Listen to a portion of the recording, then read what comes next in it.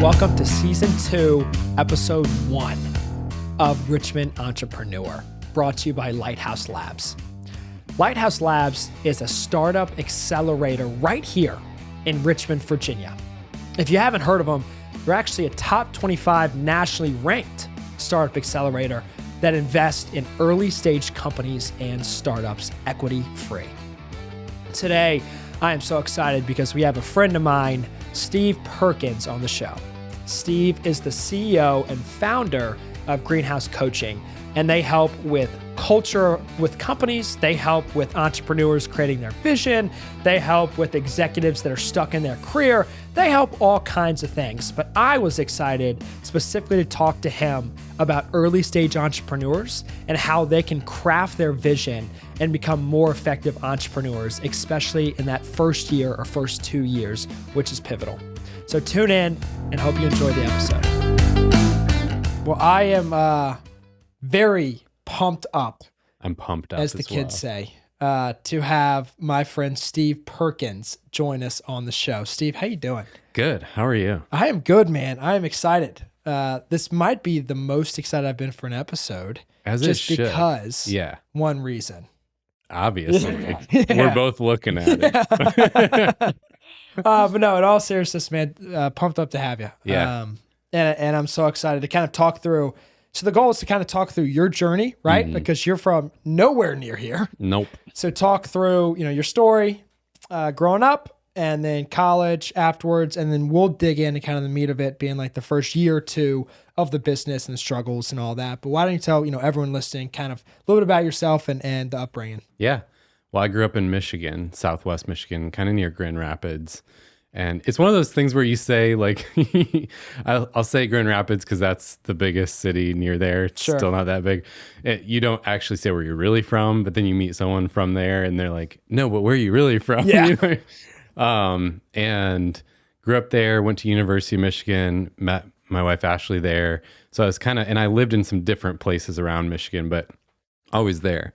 So Midwest. And it's funny now because after living, it's been, 12 years here in Richmond. Oh, wow. I didn't know it's been that long. Yeah. I realized like East Coast and Mid-Atlantic, their view of the Midwest is totally different than it really is. And I equate it to like SNL. Do you ever watch SNL? Oh, yeah. Like the way they do, if they do a bit that has like a Midwesterner, they've got like casseroles in their hands and they're like, oh yeah. They're like totally Minnesota backcountry. I'm like, that's not the Midwest at all. I mean, that is, but it's not.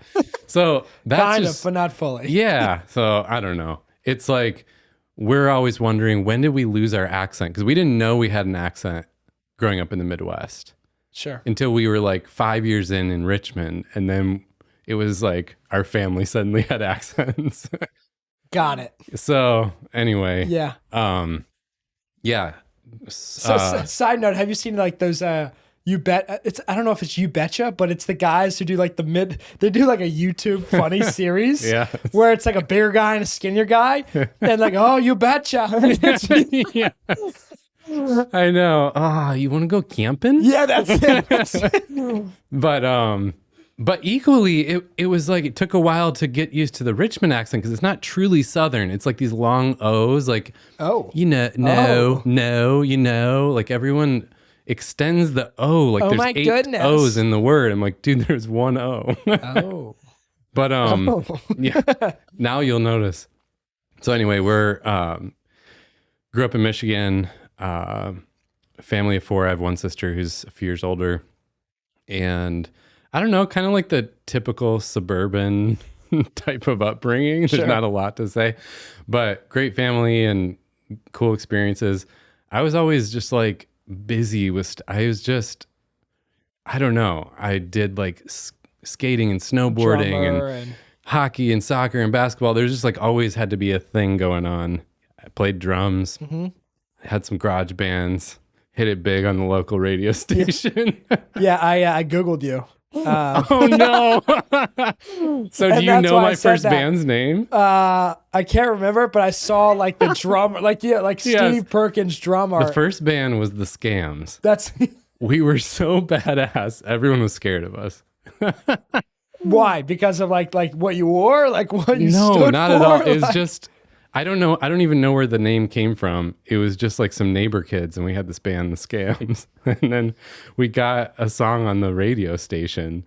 And I remember we thought like, all right, this is it. Pack your bags, man. We made it. We're going to Nashville, wherever the band goes. Oh man. But cool story. One of the guys I played with is now like one of the biggest country stars in the world right now. Hold on. Yeah. In the Kalamazoo band? Who is it? I don't know if I should say. You got the royalties hooked up here. Okay. Ryan Hurd. Yeah. Who's married to Maren Morris. Yeah. Chasing After You. Yeah. So yeah, he kind of favorite songs he a few months ago. kind of rode Maren's coattails. But what people probably don't know is he was writing songs for all the big people. Like he's a songwriter. He always was since he was a kid. So, name like anyone. Kenny Chesney or Blake Shelton or Luke Combs. Yeah, like he wrote songs for all of them for a while. And then I think he happened to be one of those songwriters who also had the talent and the looks and everything else that like they realized, oh, you could also be a star. Dude, his Chasing After You song, me and my girlfriend were hooked on for like 3 months. Man, it's good. It is good. He's good. He does with Maren Morris too. He does it. Yeah. Here's the crazy part. Okay, I had all the songs we did in that band with him that he wrote. He was an amazing songwriter from day one. Yeah. They're really good songs. They were just super scrappy, like the recordings. Yeah, sure. It was like turn on the tape deck type of thing. And I had them on my computer and I knew exactly where they were saved because it was like, I was proud of those songs. They were good. And the day he signed with Sony and like got big and everything, I was going to show my wife Ashley like one of the songs. I was like, listen to this. He was always so good at songwriting and I can't, and it's not there. Like the songs are gone. This isn't like on my Spotify account on a playlist. I'm talking like on my physical laptop, hard drive style. No like way. They're gone. And I was talking to some music friends who are also like plugged in with some high level musicians. They're like, they have they have some crazy ninja moves where they can go like erase stuff from the world that could come back to haunt a famous musician. I guess you have to now, yeah. right? Like it's something like I guess the record labels like they have to be equipped. Yeah. So now that we're on the air and I can try to mess with Ryan Hurd, he owes me. We were in a battle of the bands. Okay. And he was in a pinch and his drummer couldn't make it at the time. And that's how we started playing together. He was like, "Can you come drum for me?" I'm like, "Sure, man, I got it. Like, you're going to be big one day, so I'll show up." So I show up, we win the battle of the bands, and there's prize money. Well, meanwhile, Ashley, who I'm now married to, was dating at the time, she was like driving, she got in a big car accident in like the intersection down the street. So we finished the battle of the bands. I know this sounds made up, it's true. I get the notification. I don't even remember who texted me. I run down the street toward the intersection where she was in the crash. And of course I'm like, she was okay and everything was good. But Battle of the Bands, like, I don't even know what happened. Meanwhile, they're collecting the giant check and they never paid me my portion. Oh. So Ryan Hurd owes me $100. Put it on the airwaves. We clip that. Clip it. So I actually I texted him recently, like, dude, you owe me $100. And now he's got like 18 layers of people scanning his DMs before it gets to him. Fair enough. Yeah. So he didn't respond. No, gosh. Yeah. We gotta, I think the power of social media, we can get him. We can get that 100. I think we can do it. Right? Yeah. And then we can go out to dinner with the $100. And then it's no longer Richmond Entrepreneur. Now you're going global. Yeah, now we're talking to every entrepreneur in the country. Yeah. I think you asked how I grew up. Yeah. So you went to University of Michigan, right? And then you went to, you stayed in Michigan, and then you moved here, you said 8.5 years ago? Actually, now it's about, I think 12 years ago, 13. I'm in 2010, moved from Michigan down to Richmond. Gotcha. Was that right after college, or was that? No, I'd been working it's funny, it comes up a lot because what I do for work, people ask about LinkedIn profiles, and I break all the rules because I literally list all the way back to my first job as a kid. And I think Wow. it seems weird to other people, but as an entrepreneur, like your listeners would understand, I'm really proud of those early jobs because I'm like, Yeah. no, those shaped and formed me. Like Yeah, that's those a good gave me point. the real skills. Like school, I'm grateful for school, but I feel Yeah. like I don't use most of that. And so I had a lot of, like I was big in college on like internships and stuff. So it's funny when people are like, what are your first job or whatever? I don't think of it as the first job out of college. I actually think about it as like the high school and college jobs where you had to grit and grind and like learn some things. So which one shaped you the most then? Out of the high school or internships? Either one. I think it was this, it's where the name of my company came from. It was a greenhouse I worked at. Oh. High school summer always job. wondered that. Or like the first year of college summer job. I think that's what it was. And it was just like so gritty in the sense that I didn't fit there. I didn't have anything to stand on. And it was a really like repetitive, boring job. I mean, there's just everything about it was having to, I don't know, just kind of having to grind through in a sense, but also be confident about yourself. You know, what people talked about during it was a boring job. So it was all about like having something to talk about.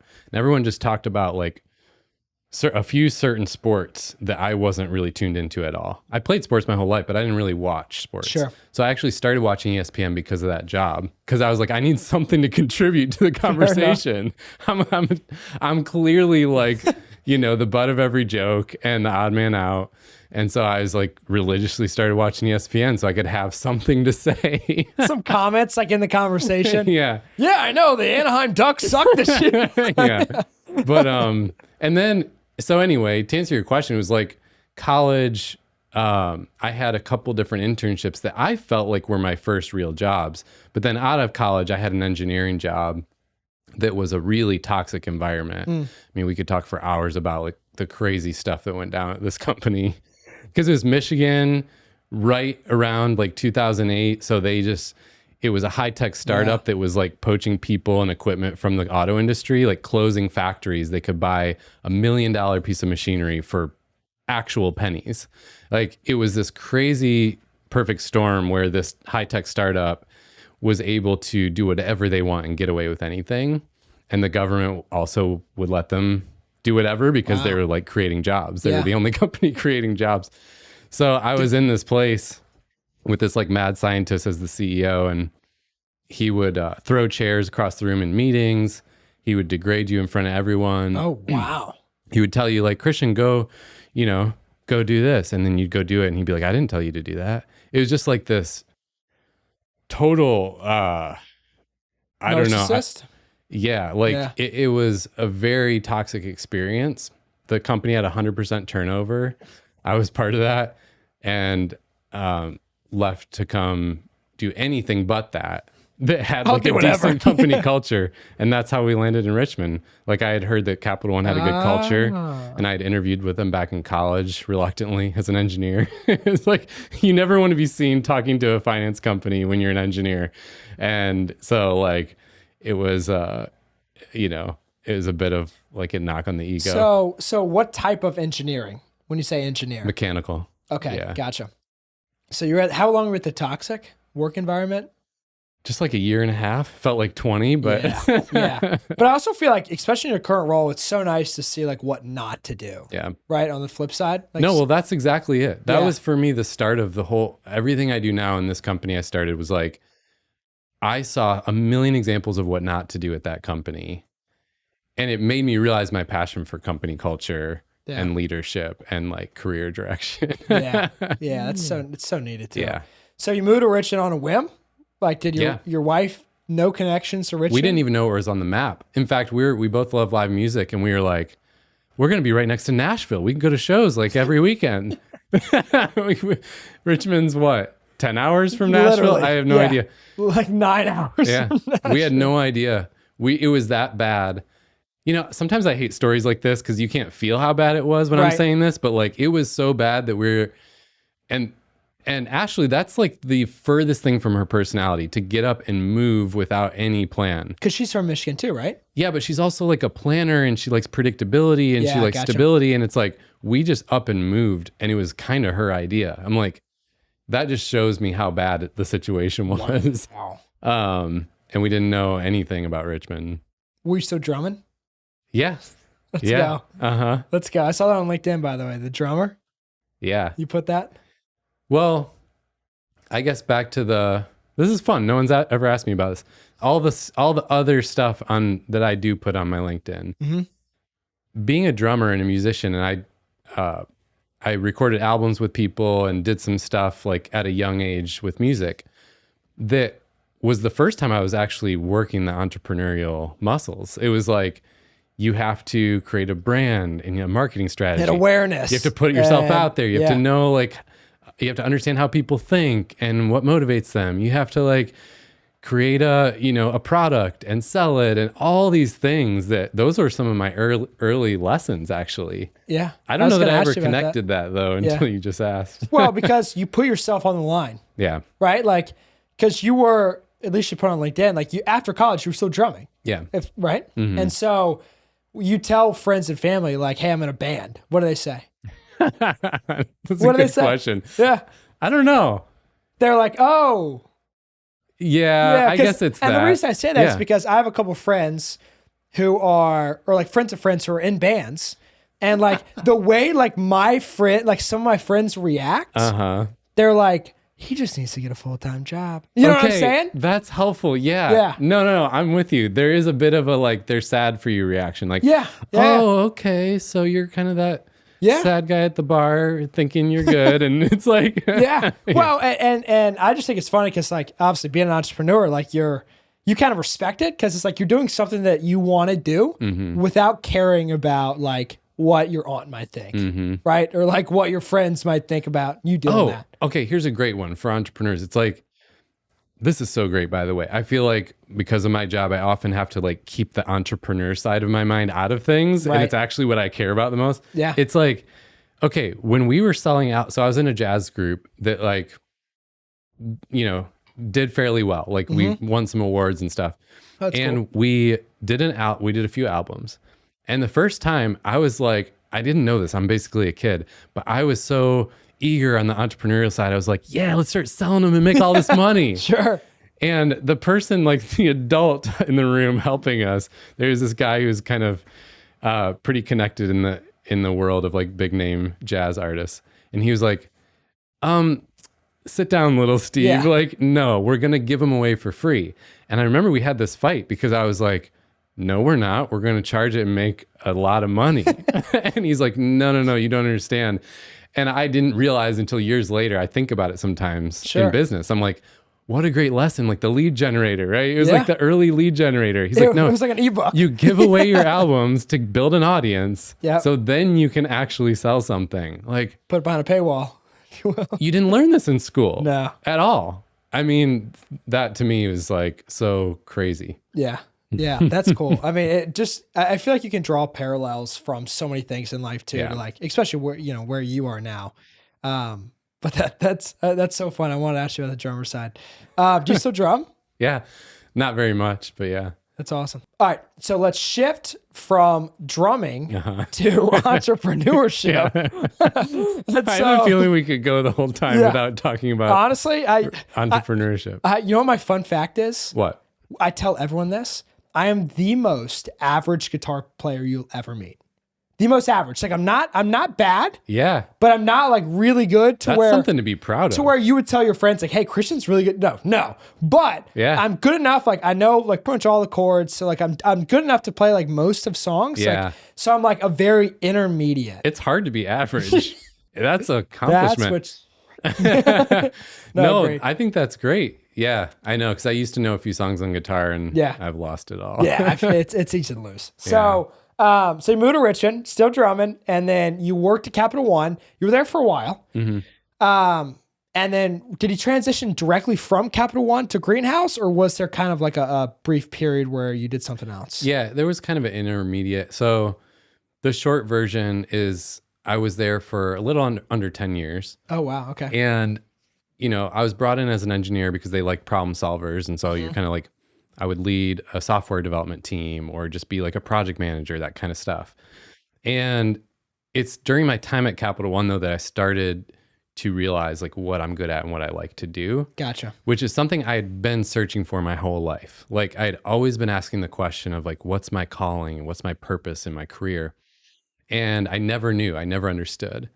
Now looking back, it's really clear to me, like I'm a generalist, I'm an entrepreneur, I'm a creative, and that is the perfect storm of people who have no idea what the hell to do with their life. Like, because there's no clear path. Like, you know, call it whatever. I don't know. There's just no clear path. So I'd always been wondering, and I think it's just the time at Capital One was when I started to dig into that question. I started to talk to other people and like read things and try to, I don't know, just try to figure it out. And a series of like conversations and events to try and generalize it, like basically Capital One was trying to change their culture to be more like a software company, more like Apple and Google and Amazon. And so they were saying, all right, we're going to do things like agile software development. We're going to do things like design thinking and these new like hip work methodologies that to me, as someone who sees culture, was like, well, this is a problem because the underlying tenets of the culture there conflicted with things like agile and design thinking, which were very collaborative work styles. Gotcha. Meanwhile, you have like corporate America world where your performance is based on competing with your teammates and being better than them. Right. So it was things like that. I was like, no, we gotta, if you want to do this stuff, we got to change the culture.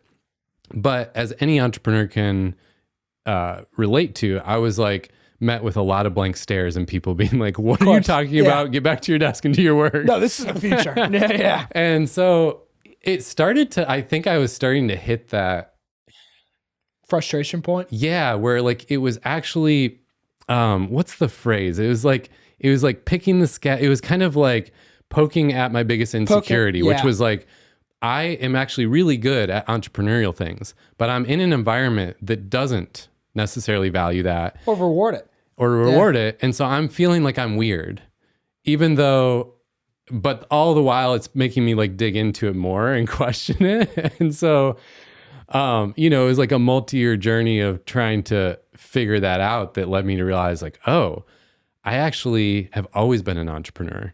Like from the first memories I possibly have in my life, and my parents would say the same. It's like I was always starting little ventures, whether it was like, you know, trying to get all the neighbors in the neighborhood to like hire me to mow their lawn. Right. Because that'd be more efficient. I can make more money. You know? It's like, you don't have to go far. Yeah. So anyway, my last few years at Capital One, I started a team within the company. Okay. Really cool opportunity. Some leaders who I still love and who believed in me were like, go for it. Like start this mini company within the company. Oh, cool. Where we were trying to kind of like test it out. Oh, totally. Yeah. Oh, that's cool. Yeah. And it was all about like, what if we made a culture, you know, transform the culture where people can bring their whole selves to work, be their best, you know, grow into their potential. And like, so we were doing a lot of developing leaders and teams. Yeah. Gotcha. Yeah. That's cool. Yeah. And so you kind of, it sounds like formulated like the leadership training and the culture and like a lot of things you did now at Capital One. Mm-hmm. And so when was that decisive moment or the lightning bolt or whatever, maybe it was over time, but like, when was that moment where you were like, okay, I'm forming this mini team. It's going well, but like, it's really time for me to go on my own. Yeah. I mean, I kind of always hate the interviews where it's like, well, you know, it's like some celebrity. How'd you get to where you're at? And they're like, well, you know, one thing led to another, and then I'm here. And it's like, no. I want to hear the. So, but I understand why they do it. It's hard to give all the detail because it's like, gosh, there was no one moment. There were like a million different mini moments. Yeah. And people and conversations. But I do think that for me, part of it was as I was in that role, I was like bringing in consultants and, you know, going to conferences and books and podcasts. And I was really frustrated that there was everything seemed to like get people hyped up, but nothing really changed. Like a motivation, but nothing really changed. Yeah. And I started to see in the process of coaching, meaning like executive coaching, career coaching, like the profession of coaching in that way, it really works. Like it actually works because there's this kind of like consistency over time. Yep. It's not just like get hyped at the conference and come home. But it bothered me as an entrepreneur that coaching's so like, so contained. I like things that are like scalable, right? So I actually, part of the moment was the idea to create like a scalable coaching app. And the idea was like, what if we leveraged AI to have a coach in your pocket? Because I was seeing like really good coaches change people's lives like crazy. Yeah. But most people can't access like these high-end coaches. So what if you could like have a coach in your pocket, like an app that used AI to kind of have these conversations with you and unlock your potential in the same way as a great coach would. That's cool. And so I was like, I got to build this. So that was the original idea. That was the original idea. Yeah. Yeah. It's so you try to build it, and then obviously you're on a different path now. Well, I mean, what was the first 3-6 months like when you were like, hey, I'm going to launch this app or this coaching app? Like when you officially branched out, what were the first few months like? Well, so my story is that I was really excited because I feel like I'm coming alive and I'm finally like doing what I've always been meant to do. Yeah. But I'm married with a kid, a mortgage, all the things. And like all the people in my life were terrified of what I'm doing. Oh, I bet. So for me, it was actually really hard. Like sometimes I feel alone even among entrepreneurs because they talk about how it was so hard for them. I'm like, oh, I was loving it. What was hard for me is that everyone else around me was scared and having a hard time with it. Yeah. And I don't know, that's always weird to me. I feel like there's two different groups of entrepreneurs like that. There's the ones who like went in kicking and screaming or like fell into it, and the ones who like actually always wanted to do this. I was more of that group. So for me, it was a lot of like me and my wife were so different. And so it was really hard. Our conversations, there was so much tension in our relationship because I feel like the person I wanted to be my biggest cheerleader was actually like the biggest hurdle in terms of like pursuing this dream. Wow. Gotcha. And I can say that publicly now with confidence because we're actually in the complete opposite space now. Yeah. You know, kind of 6 years later. But at the time it was so difficult. Like it felt like I was totally alone. I have to go at it alone and I can't talk to my closest partner about it. Right. And I find that's actually pretty common, but people don't say it much. So it's part of why I say it here. It's like, that is actually a pretty common thread. I think you're 100% right. Yeah. I think there's some people even I've talked to like off mic or whatever it is that like, they're like, yeah, I went and did this thing, but it wasn't like backed up by the family. Or like maybe the family was like, hey, I believe in you, but I don't agree with you. Well, yeah, it's important for Richmond entrepreneur because Silicon Valley is a different beast. Like this is mainly people who are very young, single, like it's a completely different approach to business than like Richmond entrepreneur is actually more so people who do already have, whether it's family and stuff or just responsibilities, like certain financial trappings or golden handcuffs in a job that's like, well, I'm not going to leave this cushiness. And that's, I think, actually more of the reality in our space. 100%. Yeah. That was my biggest fear. You're leaving a cushy job, right? And you're on a good track. Yeah. Like, you know, it's not like everything's falling to pieces. Like you're on a good track and you can continue this track. Why would you do this? Yeah. And like you're playing golf 3 times a week. And like, what are you doing? Yeah. But anyway, so yeah, that for me, that was just like but like the drive and the creativity, like what I wanted to do, like outweighed like even all the money and like I would rather go bankrupt. Yeah. You know, doing this if it doesn't work out. Well, that was the other hard thing is I think I had some ego coming into it that I was kind of annoyed at the struggle stories of entrepreneurs and it's so hard and blah. And I was like, no, it doesn't have to be so hard. Like you can just be smart and do it well. Yeah. And so I came into it with like, oh, I'm going to break all the stereotypes. Yeah, really optimistic mindset. And I was like, I am never going to be the guy on a podcast saying like, oh, I was wrong. It was hard. And here I am. Like I was so proven wrong. Yeah. Financially, I had even paid myself a year-long runway And it's like the money ran out really fast. Very fast. I was shocked at how much I was like, how hard it was to actually make money and sustainably. Yes. All those things. I was like, man, I was so wrong in all that. And the money part is very hard. Yeah. So people just don't give you money, apparently. Yeah. Well, and again, the Silicon Valley, it's like my soapbox because we all compare ourselves to like the shining tech startup story, but that's totally different. That's when you have, hundreds of millions of dollars being invested for you to go take a chance on it. And it's 3 And I'm 24-year-olds. not saying that's bad. Like, I think that's awesome. Yeah. It's just a totally different model where like totally different business. the risks are different. The balancing is different. The struggles are different. It's so different. Yeah. So would you say like family wise or like financial wise, like what would you say are like the biggest couple struggles for an entrepreneur or for you, like starting the company? That's it. And no one talks about this. It's like you have VC world, Silicon Valley, land, tech startup, that model. Then you have traditional business, which is like, okay, get a loan and like, revenue first.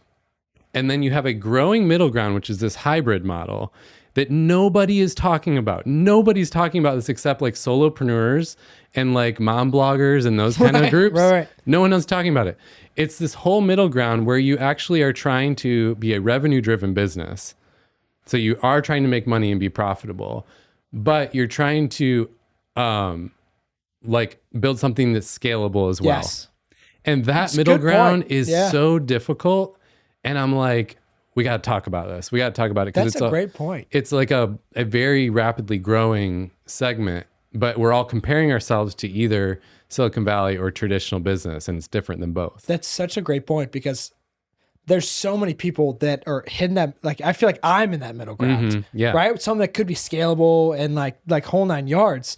But like you traditionally have the Silicon Valley or like the people who have worked construction for 10 years and then open up their own construction firm. Yep. Right? Yeah. Yeah, I think that's a great point, man. And it's hard because when you're trying to self-fund it, you're always living in the chicken or the egg scenario. Absolutely. Where it's like, well, I want to grow this thing, which costs money. You have to spend money to make money. But where's the money coming from? Because I don't have the customers yet. Yes. So it's very like, well, it'd be great to have a VC give me a bunch of money. Yeah. Or it'd be great to like just play it safe, but I'm not willing to do either. Right. How are you bridging the gap with not starting with VC money and kind of like bootstrapping it, but having the chicken and the egg dilemma as well? Well, my idea from the beginning was, and I'm going to say this and then loop back on it because there's a point for the new entrepreneur. So my idea from the beginning was, all right, I want to build something scalable, but I don't want to go the full VC route. So I'm going to start with consulting. Basically, like for me, it was career and leadership coaching, which is like one-on-one clients, and then consulting to companies, because that's something you can sell without putting any money into it. Like you can get a gig without investing any money. Just selling knowledge. Yeah. And there's no like capital expenses. You don't need equipment. You don't need an office. You don't need people. And so and it's a lot of revenue from the beginning, and you can start to pay the bills with that. So the idea was, let me start with that and grow that enough to support the longer term strategy of something scalable. And that ended up being a really good combo that I actually advise a lot of people on now. Because I did end up taking some investment money later on, but at first I was investing my own money. Got it. So you kind of found like, I guess, quote unquote, the MVP, right? The minimum viable product where it's like, for the bang for my buck and like for the expenses right now, this is kind of where I'm going to go all in. Yeah. And I saved up a year's worth of runway. So this is like another thing. If someone's starting, I'll help them look at their finances and say, okay, first of all, how much do you actually need to live on? Bare bones minimum. Because a lot of people don't know. I mean, it's shocking how many people don't know. I had to figure that out myself. Yeah. I mean, I don't know. You just don't know. And so look at the past couple months of expenses and figure out, what do you need to pay the bills? Because a lot of people in these, Cinderella stories of entrepreneurship, they either didn't have any expenses in life. They didn't have responsibilities. They didn't have a mortgage. They didn't have like family obligations. And so they didn't need to make anything. or they were like willing to go live in a closet for a few years. And no one talks about this part either. So I'm like, well, I was in a stage, and a lot of people are in this now, where I already had all these obligations and expenses. And so it's just a decision. Do I want to, like, are we agreeing, me and my family, to change our lifestyle in order to lower the expenses significantly, or not? And we chose we're not going to change much. Like, we are going to reduce our expenses, but we're not going to like move, and we're not going to do these other things. Sure. So I think that's an important decision, that it doesn't get called out. So then people are like, trying to live like a startup in Silicon Valley on no money. Meanwhile, they've got like mortgage and kids, Right. That stuff I think needs to be talked about. And then once you look at, okay, here's what it takes for me to pay the bills and to maintain that lifestyle I want, then, all right, what's the runway needed to live that way for enough time to test out your concept? So I was kind of like, all right, paving a 1-year runway, test out the concept. Yeah. And along the way, have these check-ins, because I think what happens mentally is you start to think like, if this fails, I'm going to be poor on the street and we're all going to die. And that's like subconsciously what's going on. And you're so attached to the outcome too, because it's like your baby. Yeah, totally. And so a good mentor helped me with this, and he was like, no, just kind of have these check-ins along the way. So, okay, your bare bones need, how much you need to make. You check in like every month, how's it going compared to what I hoped for? And if you reach any point where it's just going terribly in the wrong direction, then you can pivot and maybe like get a job to supplement that income, or, make a change. Mm-hmm. So I think things like that break down this big amorphous, thing into like practical steps. Yeah. And I think it's so cool when you have those types of check-ins, because it's so easy to get attached to the day-to-day and then not look up. And then, all of a sudden you're taking some savings from your family, dump it in. It's still not working. Yeah. Right. And then it becomes more of like a blind risk than like a calculated risk. Yeah. And I feel like I talk, especially now, a lot more about calculated risk, because I'm such a believer that you need to take calculated risk in life, but they don't need to be dumb. I agree. I mean, I actually think, first of all, that the entrepreneurial journey at first, a lot of people disagree, but is less risky than like a stable corporate job. Because in the corporate job, you could get told today you're laid off and you didn't even know. You couldn't prep for it, couldn't plan for it. The calculated risk of the entrepreneur, if you do it that way, there you can have plan B, plan C. Like, yes, it might fail, and yes, that is risky, but you can plan for that. Yeah. I agree. And you could also, with those check-ins, it's very similar to what I'm doing. It's like, okay, we're not quite where we want to be at 6 months, for example.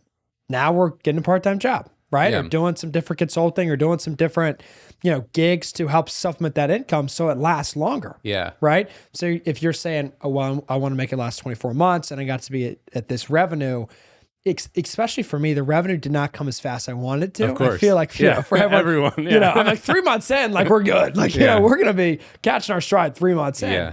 And obviously that's not the case. Well, and you said the risk is good for you. I mean, this is a little detour, but I think one thing I realized being in kind of corporate land, going through the whole like university to corporate pathway that you're quote unquote supposed to do, there were good things about that. But that's actually that kind of stability that you get in terms of the salary and everything, like knowing exactly how much money's coming in all the time. That was never how things were, like historically speaking. It's a pretty new idea. And what I learned going to become an entrepreneur is I feel like I've grown so much as a person in having the risk and the worries about money that comes with the entrepreneurial side.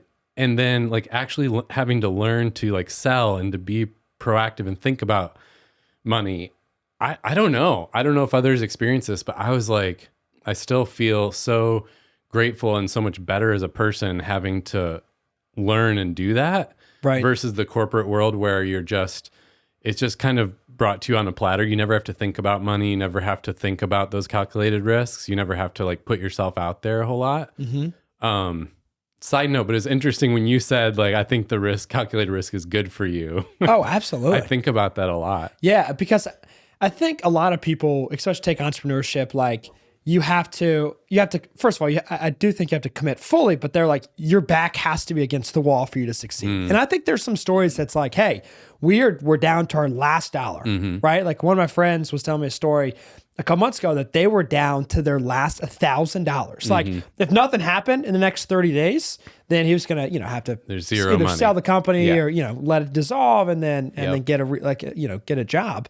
But being able to see that and almost see ahead of time, 6, 12, 18 months, and take those calculated risks, like you said, in the correct time frame. And then, like you said, just rinse and repeat. Yeah. That's all we're doing, right? We're taking a calculated risk. Like you might be taking a different calculated risk with the direction you're taking your company, and then I might be taking different calculated risks with this, but we're all taking these risks and then rinsing and repeating and seeing like what works and what sticks.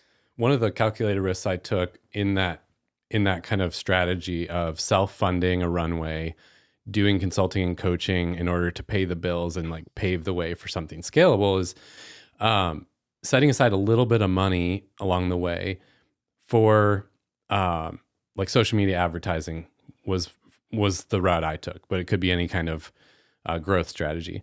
And so for me, what I liked about that, and Facebook ads has changed now, but at the time is like you could calculate pretty specifically and consistently like a return on investment with Facebook ads. And so, you put $10 in and you get X amount out and it's pretty consistent.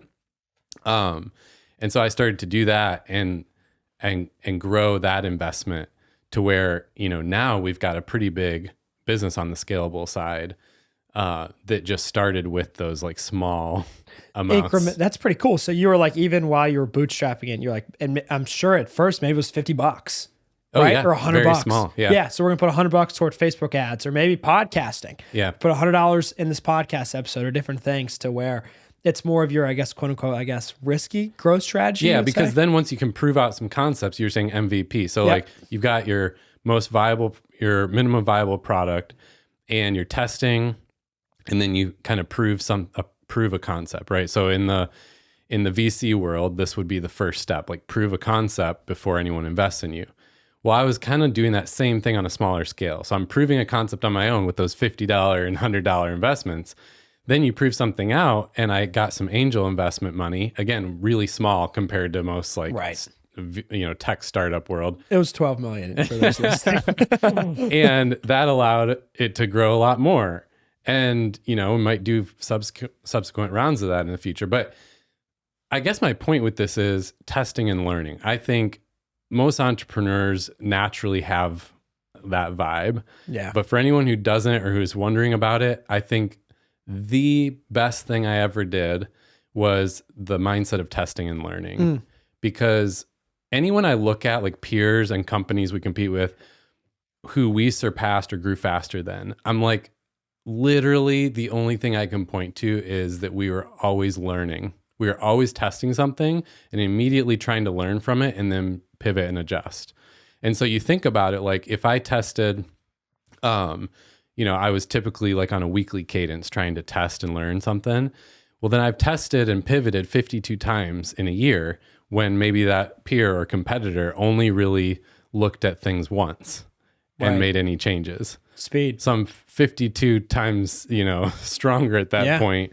And that, I just think that's like one of my biggest lessons so far is how valuable that is. And it's hard to quantify because it's happened slowly over time. It's hard to measure. Just because if you do 52 different kind of pivots, 40 of them are not going to work out. 6 of them might work out okay, like decent, and then 6 of them are going to be good. Yeah. So it's really tough to measure, especially when you're taking a lot of L's in a row. Yeah. Yeah. We're doing it 8 times, man. Yeah. Well, and it does form so much of the strategy, like Facebook ads. Well, that was my main platform for advertising because you could get metrics back and you could literally hour by hour, day by day, learn if something's working or not. So for example, you'd horse race a new ad. And so I'd make an ad, I'd run it in 10 different colors and with 10 different like words on the cover image. And then within a few days, you know which one performed the best. And so you kill the rest of them, you keep running the winner, and boom, like within a week, you've maybe lowered your costs by 10x. So you didn't do A/B testing. You did A, B, C, D.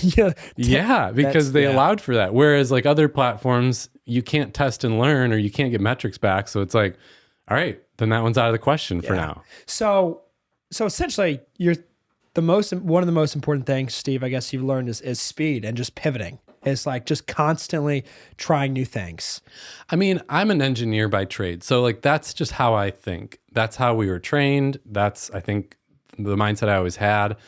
But it is interesting now that I'm in the world of, career coaching, leadership coaching. It's like that's such a rare mentality. Right.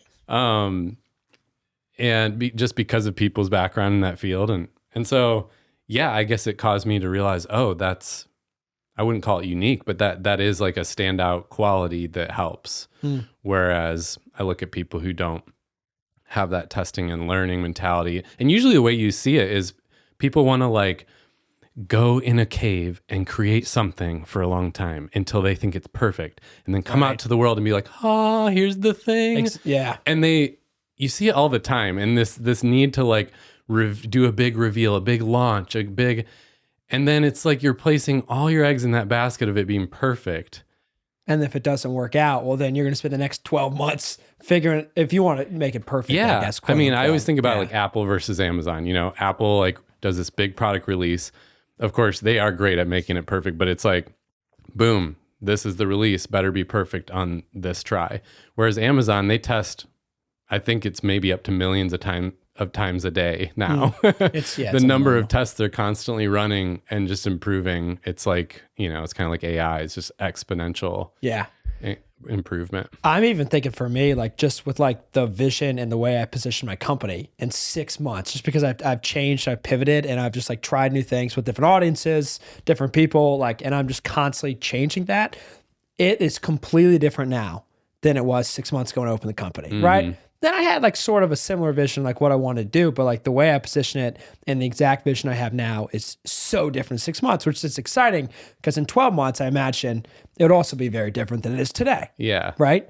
But I will echo that statement because I always tell myself the faster that I can do something. And for me, it's almost the opposite.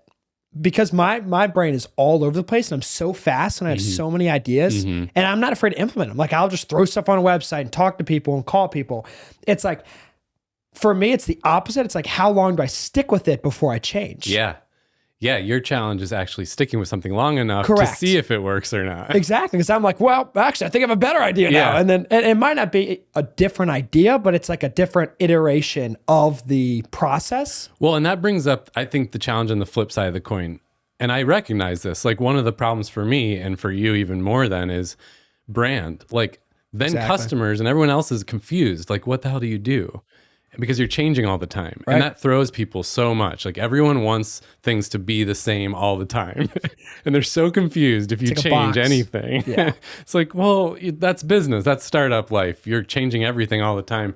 But then I feel like there is a tension there with how do you actually portray something consistent enough externally that people aren't just confused. Right. And that's the problem I've already ran into because I'm already thinking about adding an additional line of service, right, to my company. It's like, well, I don't want to dilute the current, like I've been in business for 6 months. I don't want to dilute the current, the current process and the brand, but also I think it's a good idea. And I think market share wise, it makes sense, but that's what I struggle with. It's like, it's not the actual implementing. It's like, I don't want to just do a bunch of different things and dilute stuff. But at the same time, it's like, I feel like by doing all those things, then I can kind of figure something out, right? And stick with something more long-term. Yeah. So I want to dive into Greenhouse a little more. But before I do, I was thinking about this over the weekend and I wanted to ask you this specific question. I ran a race, just a 4-mile race, right? With a buddy on Saturday.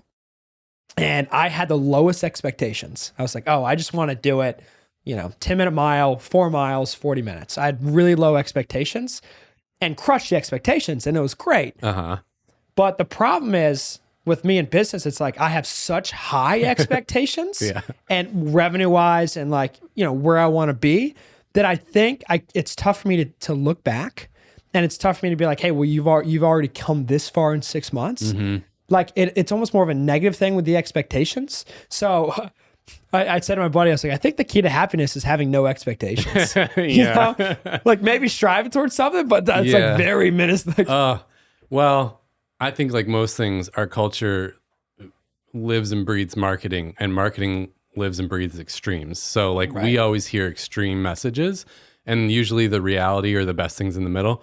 I think this is one of those cases where if you can plan for the best, or if you can, hope for the best, plan for the worst, I think that's a great middle ground plan, because you do need vision. If you have zero expectations, then you're heading nowhere. You have no pin on the map of where you're going. So I think like having a vision of where you're going is huge. That's like my biggest thing I preach is people don't have vision. They're just like making plans and strategies. Yeah, but where are you trying to go?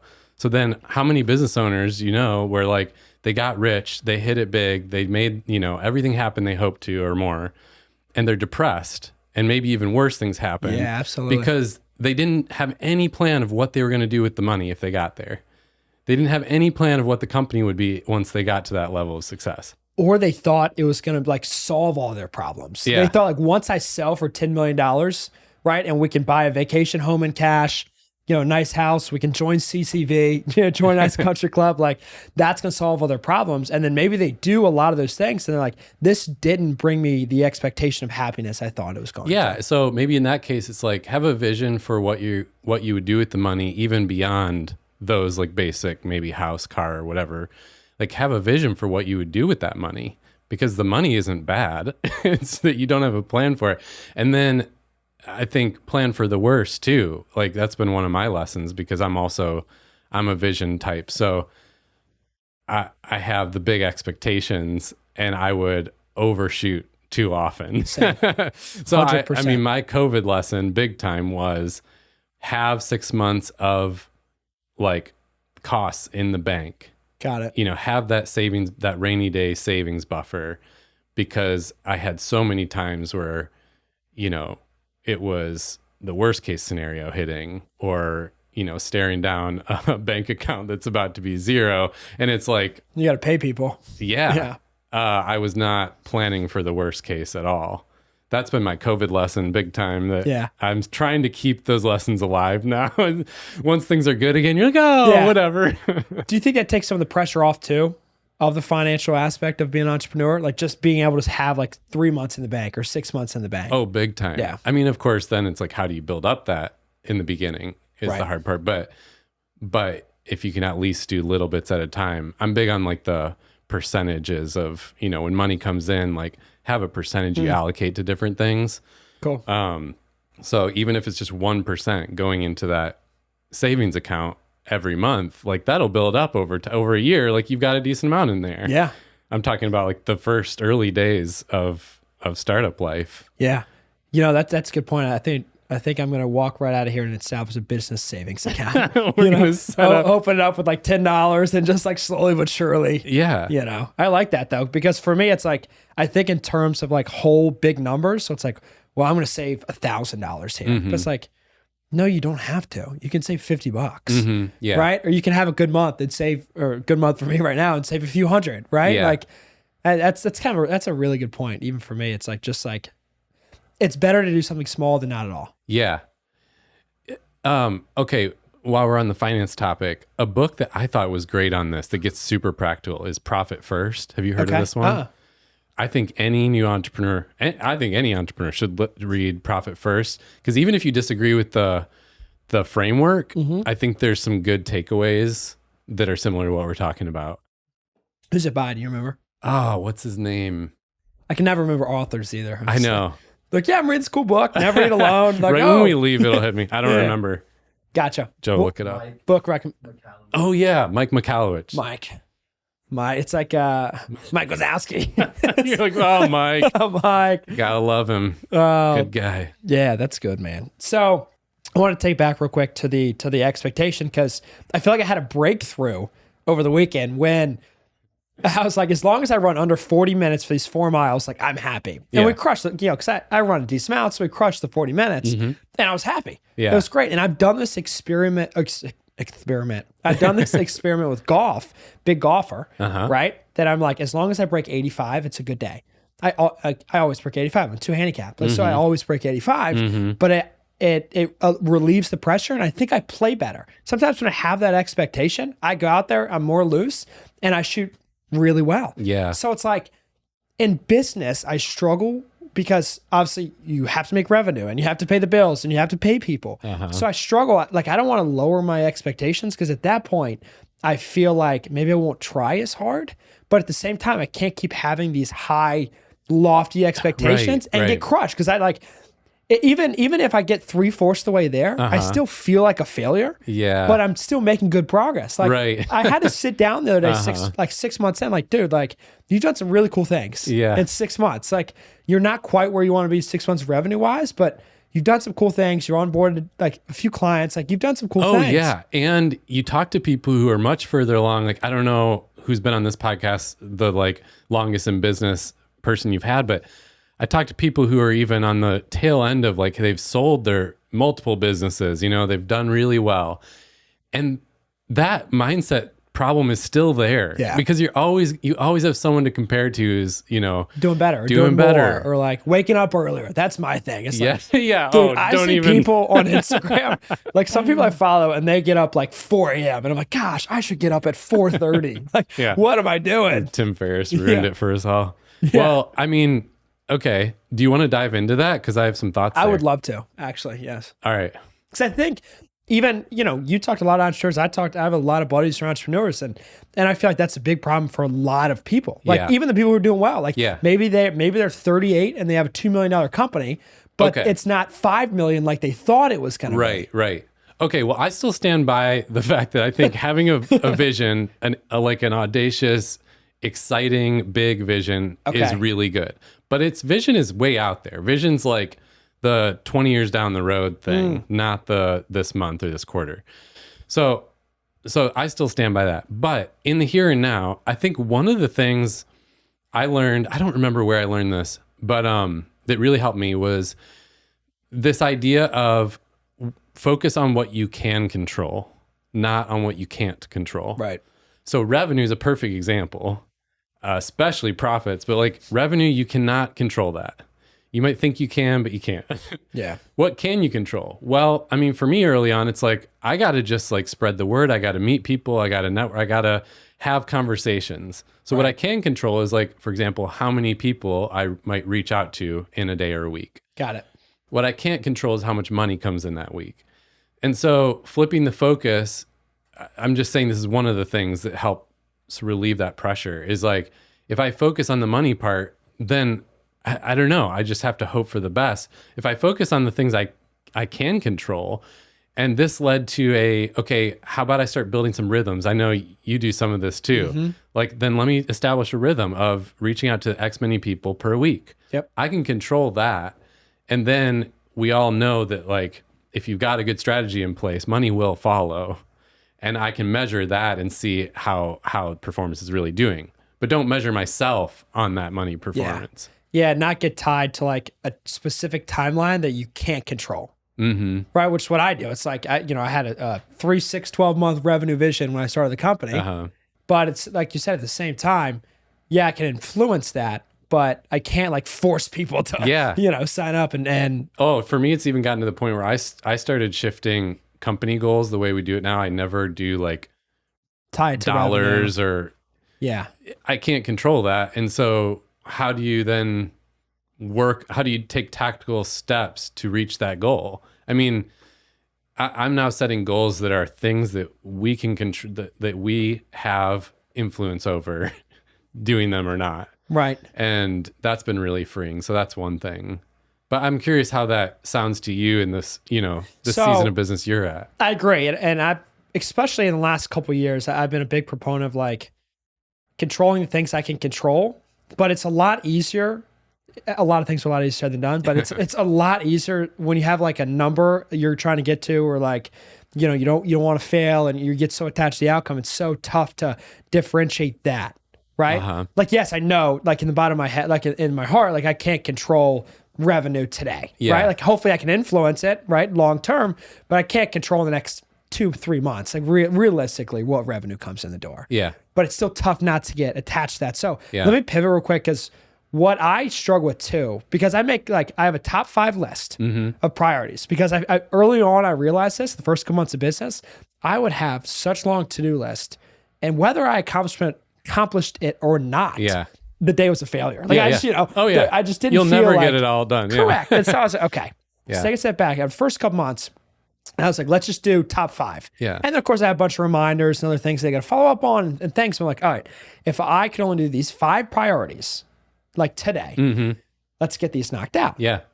The problem is when I do that and I knock them out, I feel like I'm not doing enough. Like I don't give myself the permission, even at that point, to say you won the day. Even though like my checklist says win the day if you do these top 5 things, right. Especially if I undershoot the time. Like if I work 6 hours that day and I do all 5, like I'm like, well, obviously, like you're not doing good enough, and so then it turns into like a mental battle of like, well, I technically won the day, but now I don't feel like I did, so I'm doing more. Like now I'm gonna check email late at night. Like it turns into a really weird mindset, and I can't allow myself almost to have that success unless I feel, I don't know, it's like a weird invisible bar almost. Yeah. Have you ever had a day where you feel like, yes, I did? Yeah, but I don't want to compare myself to that day because it's like a 12-hour day and I had like 8 great meetings and like, it's like one of those days that happen and like you're in flow and it's just like one of those days that happen like once every 6 months. Everything goes well, right? But I can't compare like the win that day to every day because that's just very rarely going to happen. But what about that day felt like such a win? Like what happened that? It just felt like I got a couple referrals that day, had some really good meetings, with like visions of the company, like potentially acquiring another company, and just seemed like everything was kind of like firing that day almost. Yeah. Right? Didn't wake up at 4, but it felt like everything was firing that day.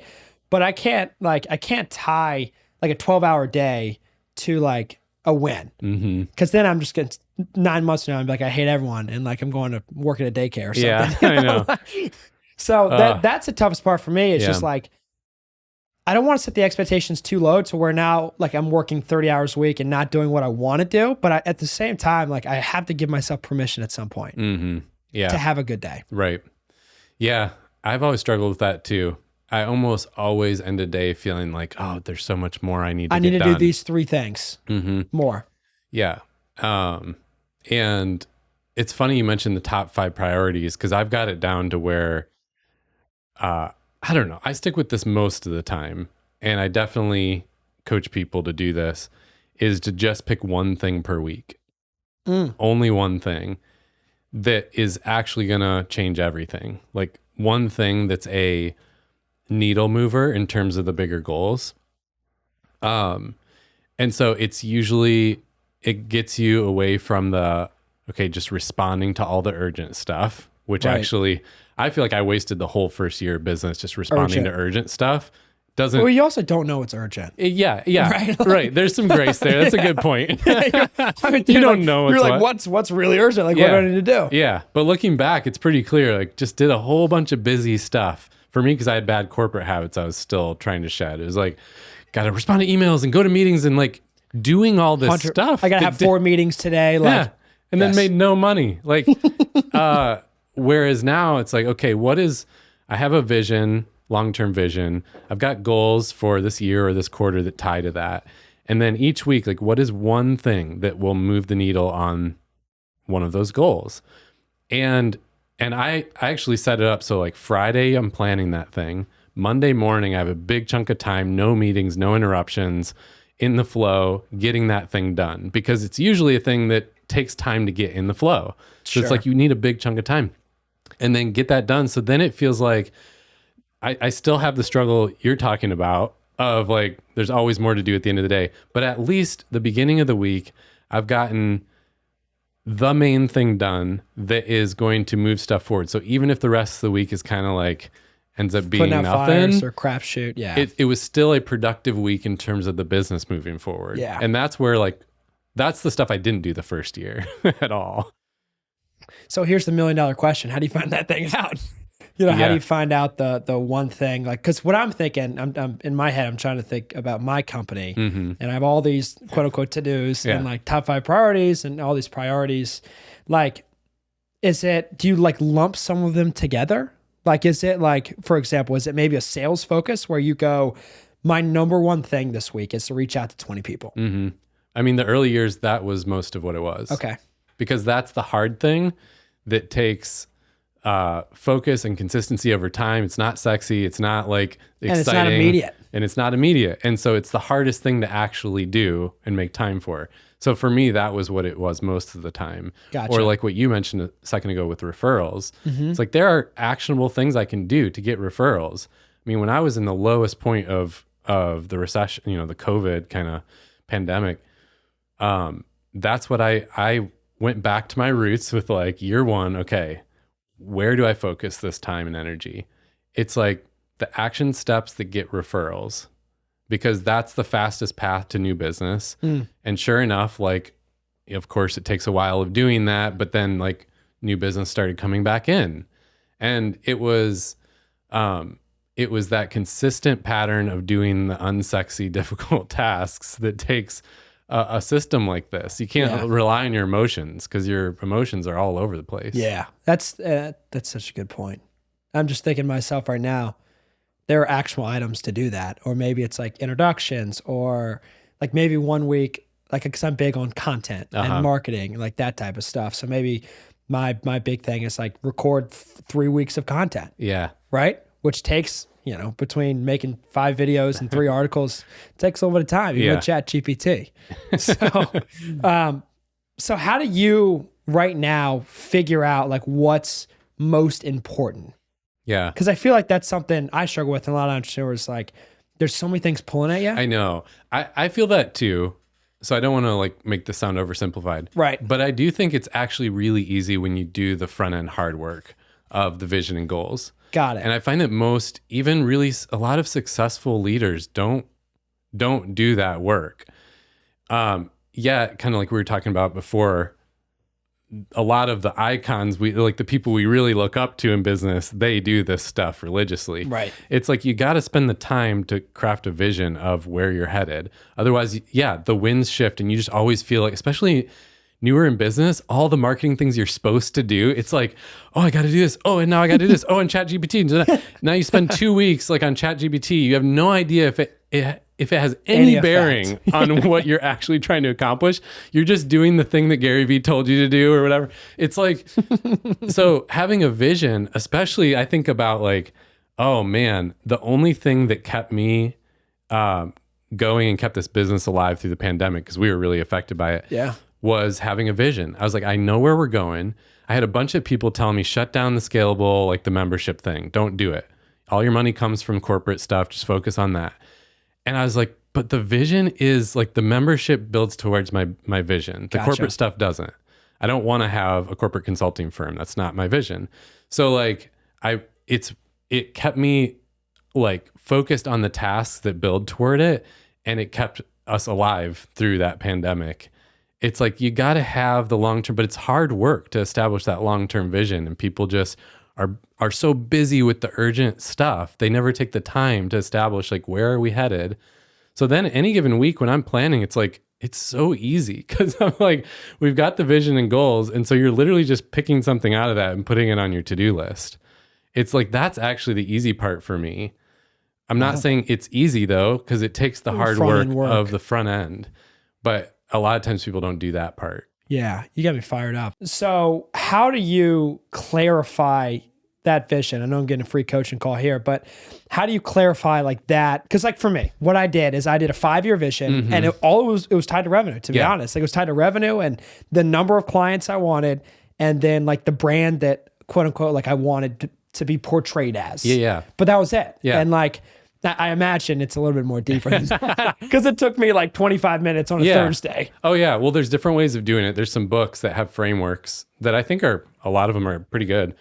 The framework I use is kind of a combination of a guy named Ari Weinswig, who's a really successful business based up in the Detroit area, and kind of combined it with something that some of your listeners might know. Tommy Thompson is a local, kind of successful entrepreneur, has had multiple businesses throughout his career.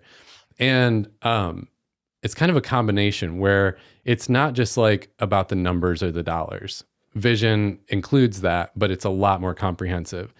And so it's actually like the way I do it is a writing exercise where you're actually filling like multiple pages of paper, narrative style. Like it's not a bullet list. This is very important. It's not a bullet list. It's actually like a chapter of a book that explains what life looks like in the future in 7 different categories, where you're actually like writing about each of them. And you're kind of painting a picture of what life and business looks like in those different areas. And so now you have something you can kind of like taste and see. It's more descriptive than a bullet point. And so you're trying to build that picture. So it's like a mental picture, or I do think of it like a chapter of a book. It can port you there, and you know what things look like, what they feel like, what they are all about. Wow. And so that becomes a lot better than just a money goal. Because I think when people have just the money part, I feel like I'm speaking a little out of turn, because it's not like I've arrived and I'm looking back. But I think I've studied it enough to see like when people only have the money part, what happens is they'll take whatever popular path pops up in the moment to try and get to that money. And therefore, that's where you end up with the people who set out with a dream and were excited. And now they're maybe reaching the money goal, but really either hate their job or, you know, totally miss the mark on why they set out to do it in the first place, or worse, because they were just like following however the wind shifted along the way to get to the money. Versus like, why did you get into this in the first place? You have a dream, you have a picture of what you want life to be like.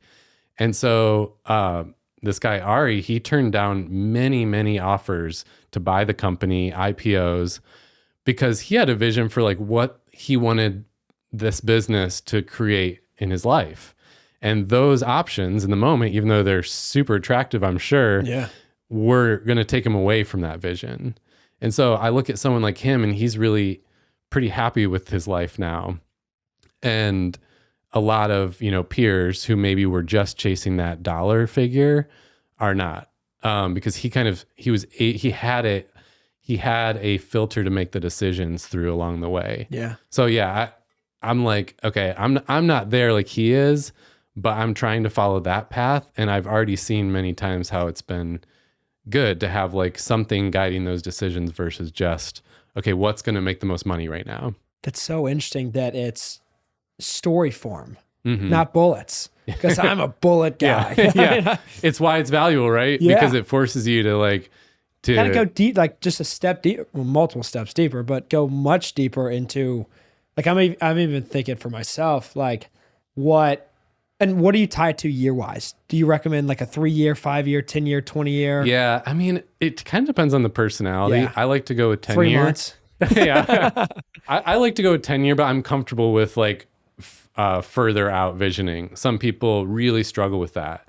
And so maybe they should go nearer term. 5 year. But it does need to be it definitely needs to be further than this year, because this year you're not going to be able to, it's got to be like unrealistic almost. I mean, the good visions are ones that are ridiculous because you're actually dreaming big.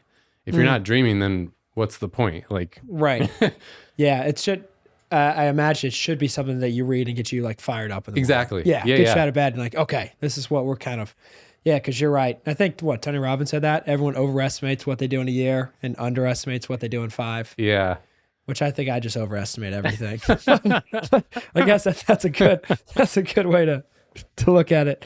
That's you got me wanting to go home and write down a vision now, but you should do a draft today. I'm really thinking about it, and I like the idea of just like writing it in story mode, almost be a published author at some point. Yeah, because it's got to evoke emotion, and bullet points don't. Right. So it doesn't. I think it really just comes down to that. So when I see my vision right now, I'm like, that's cool. It's like all I say. And I'm like, cool. Yeah, exactly. Like it doesn't get me fired up, but I'm like, all right. Yeah. That's fun. Yeah. But I know we talk about vision, and maybe you have a 10-year vision. And a lot of people start businesses, Steve, you see it all the time, where they want a better work-life balance, or they want to spend more time with their kid, or like they want to watch March Madness all day Thursday, right? Because they love March Madness. How did you deal with it at first? And then what do you advise other people as well? Oh, yeah. there, it's such a good question. I feel like there's so much we could say there, but trying to filter through. Okay, so for me, I'm probably like most of your listeners, we're all kind of achievers, right? Like you said about your to-do list, it's always longer. You always get to the end of the day and it's like, I didn't do enough. There's so much more I need to do. It was always hard for me to like turn the computer off for the day, be like, when am I done? I'm never done. And so I think the vision actually helps with that part too, and that's why it's got those other life categories that I can't seem to remember. But it's like, it's about what does your workplace look like? What does your company culture look like? What does the money and the customers look like? What are the product? It's all of that. And it's these other life things, because at the end of the day, we wanted the business to facilitate a certain lifestyle or certain vision we have for our life. And although it doesn't all go perfectly to plan, like we get trapped in the like overworking and always going for the next bigger number. And next thing you know, I mean, I've heard the story so often, people like forgot the reason they started it in the first place. And they're like, now I don't like my job and I created my own job. Right. Like I don't like my own business. I've heard that so many times. It's like, gosh, are we just destined for that? I cannot be okay with that. Right. I got to believe that if we're intentional along the way, especially early on, we can build something we really love. And so, like I always thought when I was in corporate world, it's like, gosh, you're fixed to this like strict schedule. And I hated that. I'm like, I want more freedom. I want to be able to like go snowboarding on a Thursday just cause.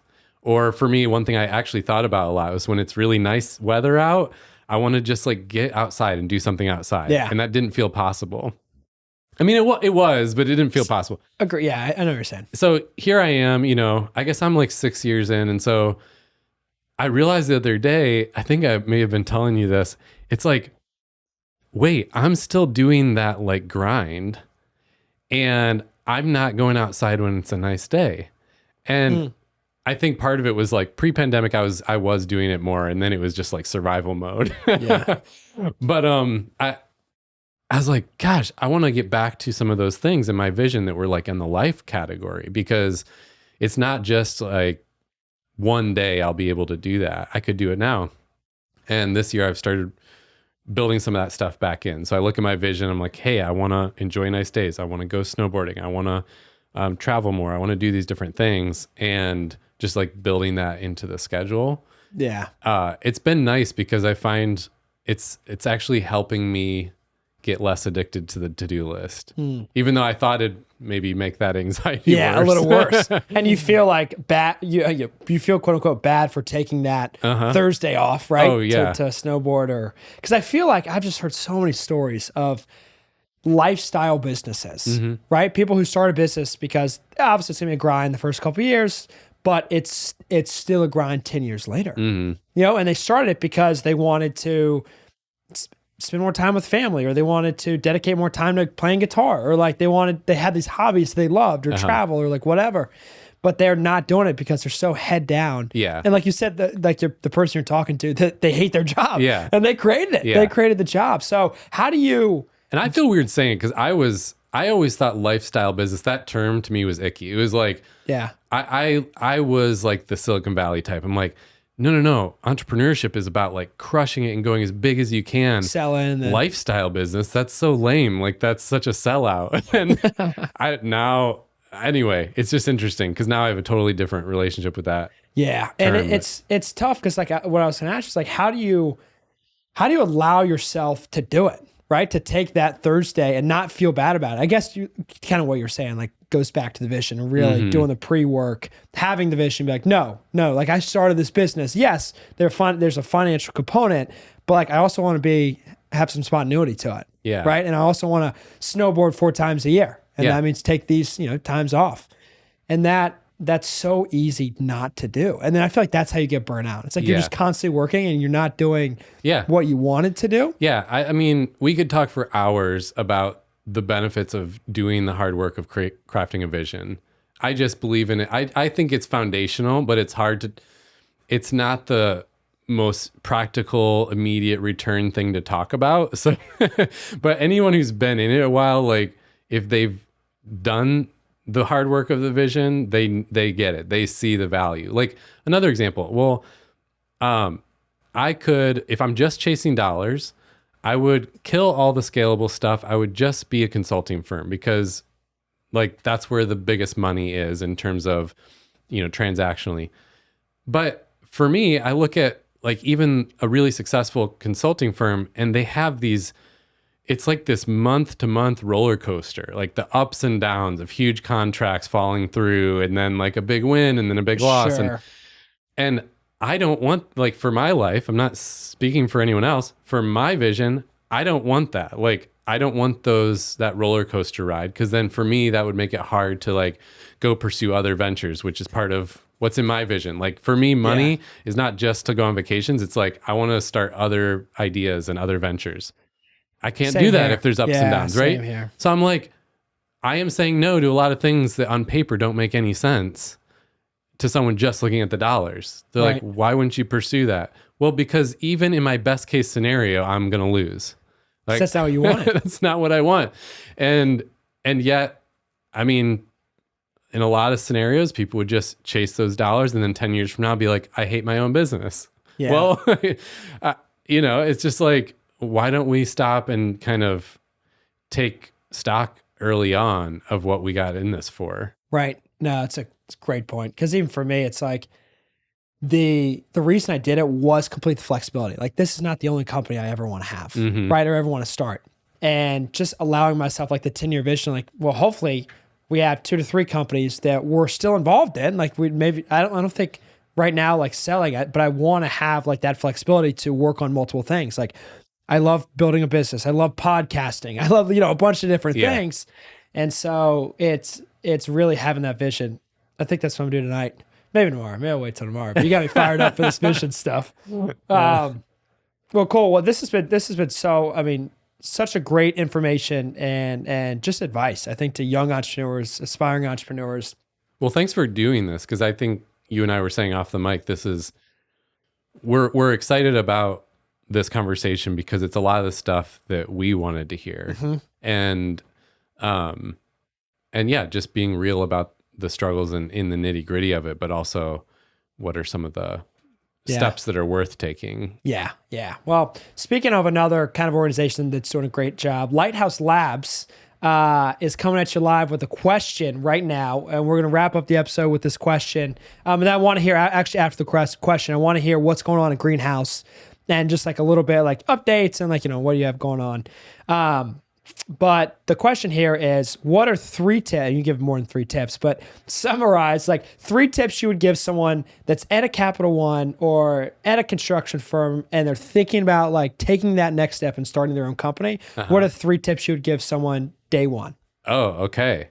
I didn't know you were going this direction. This is good. Okay. Tip number 1 is, what problem do you solve? Like, because you can look around in a job like that and still see what people value about you. Like, there's always a certain type of problem or a few that you are good at solving that people value you for. Like, that's going to be huge in your business, whether it's the actual business you start or just your role as founder and CEO in the business. So what problem do you solve, I think, is huge. Gotcha. Second thing is start to build your runway and your audience.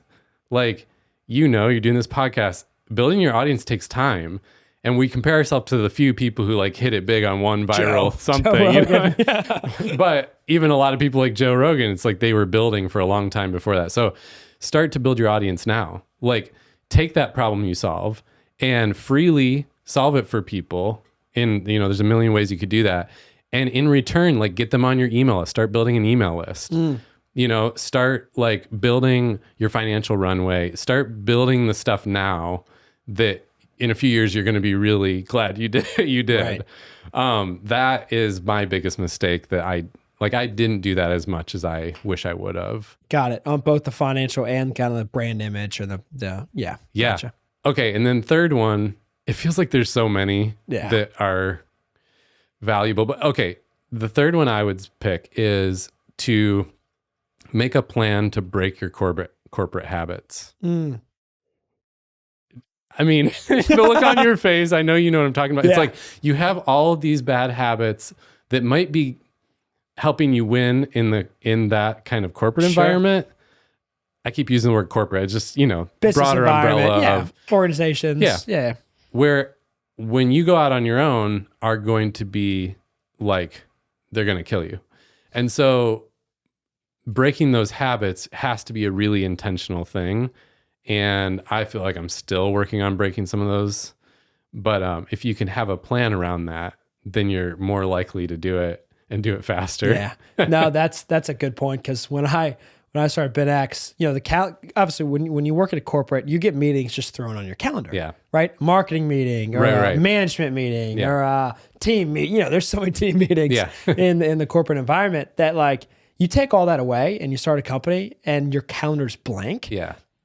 It takes self-starting to a whole new level. You're Yeah, like, well, I can't just sit here. Like money's not going to come flying in the door. Right. So it really is just like having that. Okay, can I add a fourth? Yeah, then? you can. You can. You can. It's your fault. Yeah, you can. It's got to be like, okay, I made the mistake of spending money too fast. I'm like, again, in the corporate world, you never have to like think about money in this way. And so I didn't have those skills yet. I'm like, oh, I've got a year runway, man. This is great. Do whatever.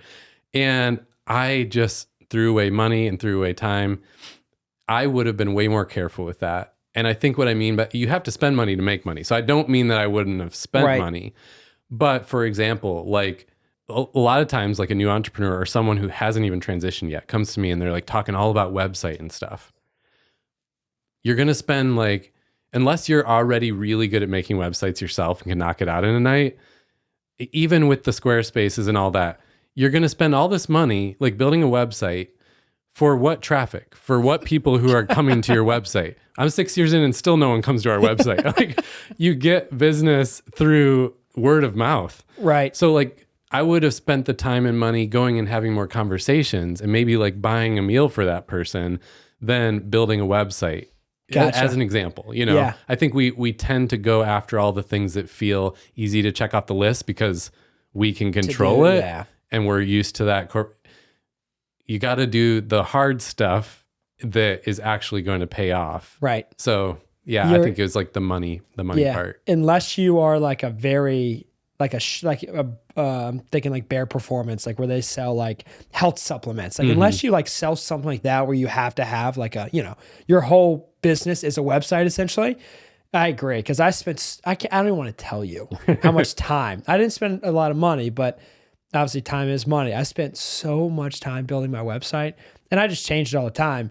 And then for what? Yeah. Like the only time someone ever comes to my website is if I make like a huge LinkedIn post about it. Yeah. And then like, 30 people come to my website. Because it feels good to get it done and you like to make it look good because it's an identity piece and it makes sense why we do it. And that's why it's a lesson. It's like, well, I spent a lot of time on that stuff.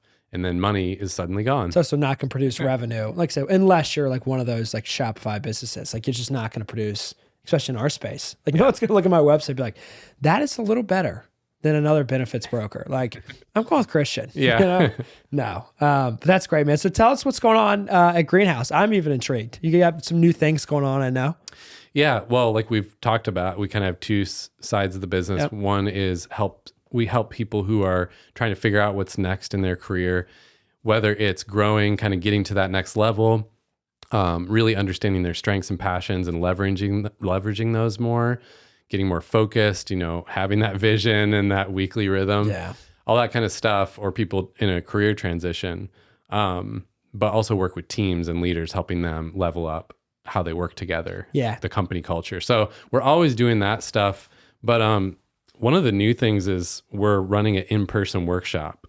We're actually doing that on LinkedIn. Yeah, we're doing a few of them. So right now we're doing one really focused on those people in a career transition or trying to level up. Okay, what is your career sweet spot is the focus. So people walk away with that clarity. It's written down. That's awesome. And they have a plan. But we're going to do some more. We're actually going to start one soon for new business owners. And that's going to be really cool. And we have another one just around confidence. Like so many people are struggling with that. Oh, that confidence piece. That could be a whole series of podcasts. Yeah. So that's kind of a new and exciting thing. But yeah, we have a coaching membership where people can join and get coaching on whatever the thing is they need. Yeah. And it's really accessible and affordable. And that's kind of something that people all across the country tap into now. Yeah. And it's really cool to see that you don't just cater towards like, oh, this mid 40s executive, right? Like you guys really do a good job. I mean, you've worked with a lot of people that we have mutual friends together on the entrepreneur side. That's like clarifying that vision and keep me updated about the business owner workshop too, like dates and how that goes.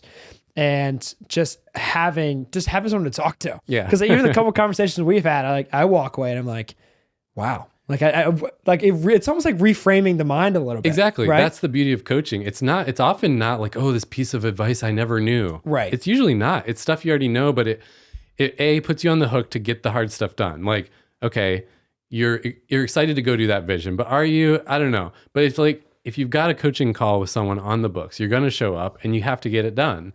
So a lot of times that accountability is a huge part. And then often people, especially entrepreneurs, feel just scattered and unfocused. And so it helps you dial in your focus and keep those rhythms chugging every week after week and get the results you're looking for. So that's why at the core of Greenhouse is coaching. Everything we do is based in the principles of like high performance executive coaching because it works. Right. And that was my whole thing. I was like, it was the first thing I found that I'm like, oh, this actually works. Yeah. The books, the podcasts are cool. The hacks and techniques and stuff. And like, that's all great, but it doesn't consistently work over time, and coaching does. So it changed my life. I see people every week now where it changes their life and business. So cool. That's gotta be so really fulfilling fun. too. It's so fulfilling. Yeah, it's gotta be. When someone calls like, Steve, clarify the vision, we're crushing it, like 12 months later, like you gotta be like, that's awesome. It's the most fulfilling thing to me. On the flip side, it's the hardest thing to sell. That's true. Before you experience it, you're like, okay, cool, but I got work to do. Right. Yeah, we're living up here. Yeah. So. Yeah. Well, dude, it's awesome what you're doing. Thank you so much for being on the podcast. It's been such a cool episode. You're welcome. Thanks for having me. Yeah, absolutely. And I look forward to catching up again soon. Yeah. Thank you for listening to this episode of Richmond Entrepreneur. As always, if you have a friend who's an entrepreneur, founder, CEO, aspiring entrepreneur, maybe wants to open up a cleaning company on the side, please feel free to refer, shout us out on social media as we expand into the Richmond market. As always, this podcast is brought to you by Lighthouse Labs. Lighthouse Labs is the premier nationally recognized startup accelerator here in Virginia. Lighthouse Labs has accelerated more than 95 companies, investing over $2 million to date of equity-free money. Their 11-week program for high-growth startups helps founders move fast, expand their market, and test their business with the support of mentors, industry experts, investors, support services, office space, and $20,000 of that seed funding at 0% equity.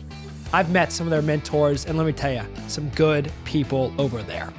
For more information or to make a donation investing in the lives of founders, visit lighthouselabsrva.com.